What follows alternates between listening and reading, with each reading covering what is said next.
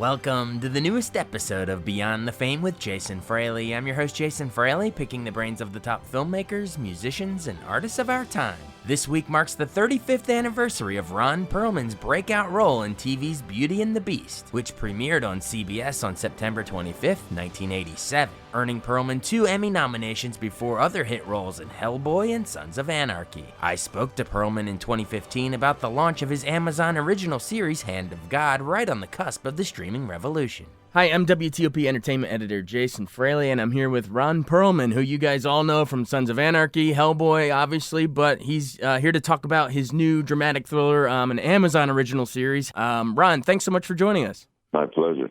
Let's go into, I'd love to talk to you a little bit about Sons of Anarchy and Hellboy too, but let's go into your new show first. Tell us, you play quite an interesting character here. Tell us a little bit about him. Well, by day, he's a son of privilege and wealth, like generations of which, he's a judge. So he's kind of in the center of everyone's destiny in the community. He's got an awful lot to say about who goes free, who gets locked up, who gets rich, who gets poor. And he's just lived a life of winning. But when we meet him, he's in a bad way. His son has shot himself. He's lying in a coma, life support systems. And he's losing, but he's losing big. And so he's grasping at straws to find ways to have any kind of leverage over the situation that he possibly can. And he finds God, he gets baptized, he's born again, and then he begins thinking he's hearing voices, which sets him on a path of taking law and order into his own hands and acting as a vigilante. So we have a very kind of a charged environment, which makes for things that are really fun to play as an actor. Sounds like it. Now, do you guys actually come out and say whether he's actually hearing the voice of God or if it's in his head, or you kind of keep that purposely ambiguous, or how do you play that?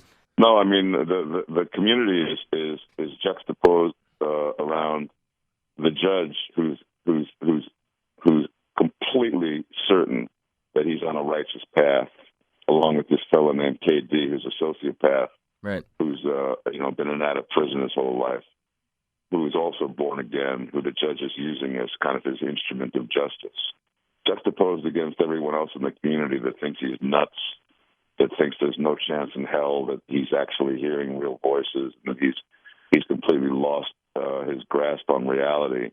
And so it makes for an interesting dialectic. Definitely. And tell me a little bit about the creator, Ben Watkins. I mean, I know he came up working on Burn Notice, but what's it like working with him as the creator of this show? He's phenomenal. He's not been around Hollywood or the system to have been ruined. He's fresh. He's coming to the party with nothing but his own piss and vinegar, which makes him, nothing that he's ever done prepared him for this particular moment. This show doesn't resemble Burn Notice in any way, shape, or form. And it's an obsession of his to sort of explore and dissect this world of zealotry, where you're looking at people who are acting in extreme measures, and you're having to decide whether they're truly inspired or whether they're insane. And it's a dialectic you don't see explored very much in today's storytelling, which is what drew me to it.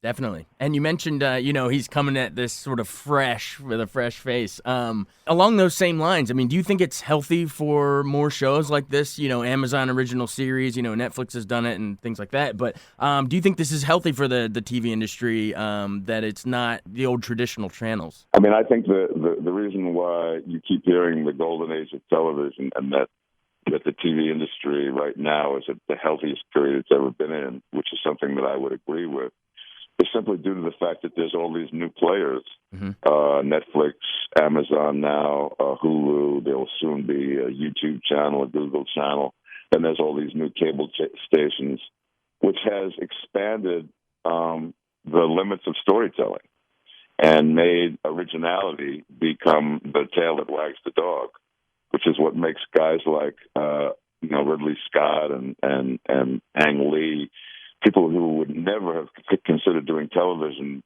maybe 10 years ago, are flocking to it now. So it's an incredibly charged and exciting and expansive moment in TV broadcasting. And you would never have seen a show like Hand of God make it into the conversation a few years back.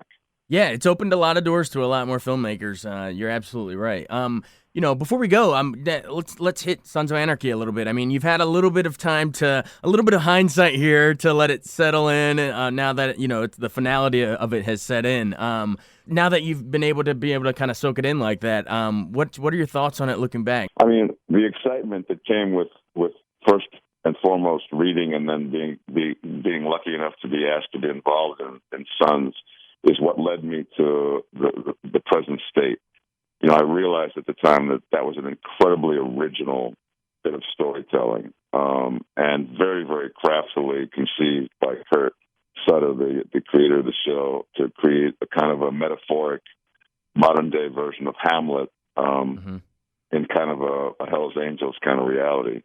And it's what hooked me into how original TV had begun to become, and what kind of got me hooked on the drug that is original storytelling.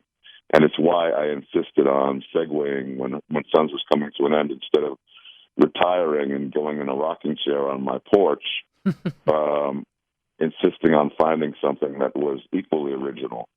And I just got really lucky in finding Hand of God.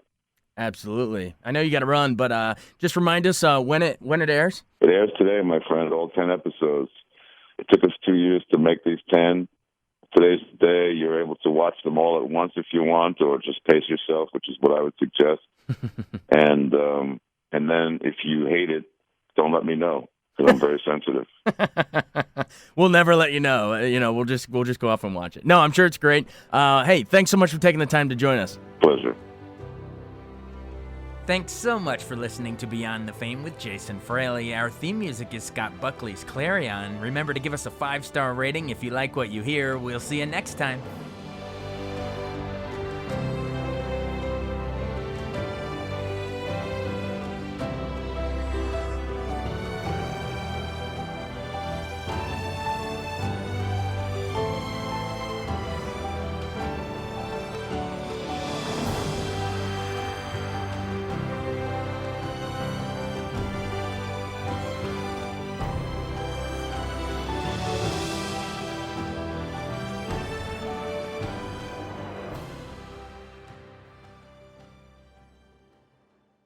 I wanted to take a second to tell you about an app I really enjoy. Living in the DC area is great, and Podcast DC gathers all of the local shows that I like all in one local app. Health, sports, local news, politics, and so much more. Podcast DC is the new local app with hundreds of DC area podcasts to choose from. I can earn exciting rewards just for listening and share the podcasts I love instantly. Available in the App Store or in Google Play, listen local with Podcast DC.